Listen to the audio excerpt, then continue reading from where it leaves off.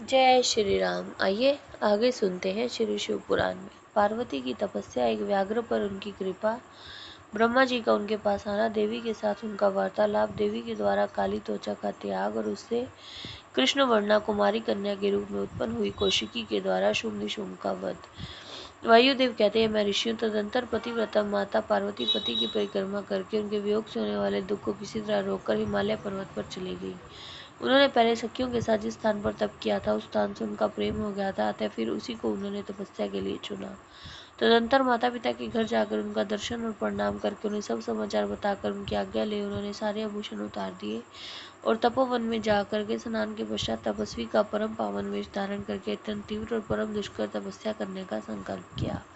वे मन ही मन सदा पति के चरणारविंदों विंदों का चिंतन करती हुई किसी क्षणिक लिंग में उन्हीं का ध्यान करके पूजन की बाह्य विधि के अनुसार जंगल के फल फूल आदि उपकरणों द्वारा तीनों समय उनका पूजन करती थी। भगवान शंकर ही ब्रह्मा का रूप धारण करके मेरी तपस्या का फल मुझे देंगे, ऐसा दृढ़ विश्वास रखकर प्रतिदिन तपस्या में लगी रहती थी। इस तरह तपस्या करते करते जब बहुत समय बीत गया, एक दिन उनके पास एक बड़ा व्याघ्र देखा गया। वह दुष्ट भाव से वहां आया था। पार्वती जी के निकट आते ही उस दुरात्मा का शरीर जड़वत हो गया। जो उनके समीप चित्र लिखित सा दिखाई देने लगा। दुष्ट भाव से पास आए हुए उस व्याघ्र को देखकर भी देवी पार्वती साधारण नारी की भांति स्वभाव से विचलित नहीं हुई। उस व्याघ्र के सारे अंग अकड़ गए थे। वह भूख से अत्यंत पीड़ित हो रहा था। ये सोचकर कि यही मेरा भोजन, निरंतर देवी की ओर देख रहा था। देवी के सामने खड़ा खड़ा वह उनकी उपासना सी करने लगा। इधर देवी के हृदय में सदा यही भाव आता था कि यह मेरा ही उपासक है, दुष्ट वन जंतुओं से मेरी रक्षा करने वाला है। ऐसा सोचकर वे उस पर कृपा करने लगी। उन्हीं की कृपा से उनके तीनों प्रकार के मैल तत्काल नष्ट हो गए। फिर तो उस व्याघ्र को सहसा देवी के स्वरूप का बोध हुआ।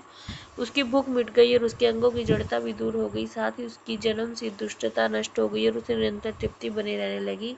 उस समय उत्कृष्ट रूप से अपनी कृतार्थता का अनुभव करके वह तत्काल भक्त हो गया और उस परमेश्वरी की सेवा करने लगा। वह अन्य दुष्ट जंतुओं को खदेड़ता हुआ तपोवन में विचरने लगा। इधर देवी की तपस्या बड़ी और तीव्रतर होती गई। देवता शुंभ आदि दैत्यों के दुराग्रह से दुखी और ब्रह्मा जी की शरण में गए। उन्होंने शत्रु पीड़ित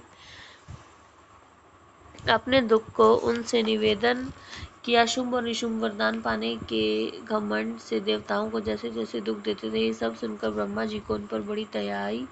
उन्होंने दैत्य वध के लिए भगवान शंकर के साथ हुई बातचीत का स्मरण करके देवताओं के साथ देवी के तपोवन को प्रस्थान किया। वहां सूर्यश्रेष्ठ ब्रह्मा ने उत्तम तप में परिनिष्ठित परमेश्वरी पार्वती को देखा। वे संपूर्ण जगत की प्रतिष्ठा सी जान पड़ती थी। अपने श्री हरि के तथा रुद्रदेव की भी जन्मदाता पिता महामहेश्वर की भार्या आर्या जगन माता गिरिजा नंदिनी पार्वती जी को ब्रह्मा जी ने प्रणाम किया। जय श्री राम।